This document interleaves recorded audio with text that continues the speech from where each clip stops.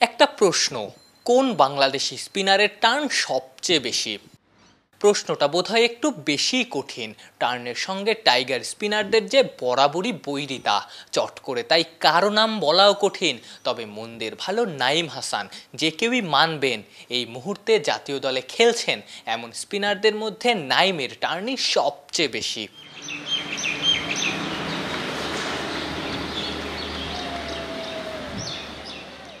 Side arm action কিংবা high বল রিলিজের কারণে অনেকেই নাইমের সঙ্গে নাথান লায়নের মিল পান।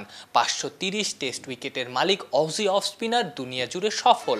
বাংলাদেশের লায়ন আক্ষেপ করতেই পারেন, অর্ধযুগের টেস্ট ক্যারিয়ারে এখনও যে বিদেশের মাটিতে বল হাতে নেওয়ার সুযোগই পাননি। বিদেশে অবশ্য একটা টেস্ট খেলেছিলেন, 2019-এর সেই বিখ্যাত পিঙ্ক বল টেস্টে লিটনের কনকাশন সাব হিসেবে ব্যাটিংয়ে নেমেছিলেন নাইম। স্বাভাবিকভাবেই তাই বল করতে পারেননি। দেশের মাটিতে চট্টগ্রামের এই স্পিনারের রেকর্ড আবার ঈর্ষণীয়। 9 ম্যাচে নামের পাশে 36 উইকেট, ইনিংসে 5 উইকেট 3 বার। জি আলহামদুলিল্লাহ, আল্লাহর রহমতে খুব ভালো শেপে আছি আলহামদুলিল্লাহ। আপনার আমাদের সিলেটের থেকে ক্যাম্প হয়েছে, ওই ক্যাম্পগুলোতে আমাদেরকে অনেকগুলা ড্রিল করা হয়েছে, প্র্যাকটিস করছি বোলিং নিয়ে। আলহামদুলিল্লাহ এখন ভালো রিদমে আছে। উইকেটের টালি চট্টগ্রামেও ভরাতে পেরেছেন।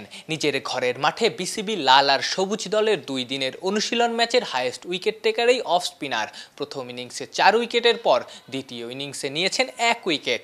তার বলে মুশফিকের ক্যাচ না পড়লে উইকেট আরও বাড়ত, দলও ইনিংস ব্যবধানে জয় পেতে পারত। জি আমি ইনশাল্লাহ আল্লাহর রহমতে চেষ্টা করতেছি আপনার বাইরেও যদি সুযোগ পাই ভালোভাবে কাজে লাগানো।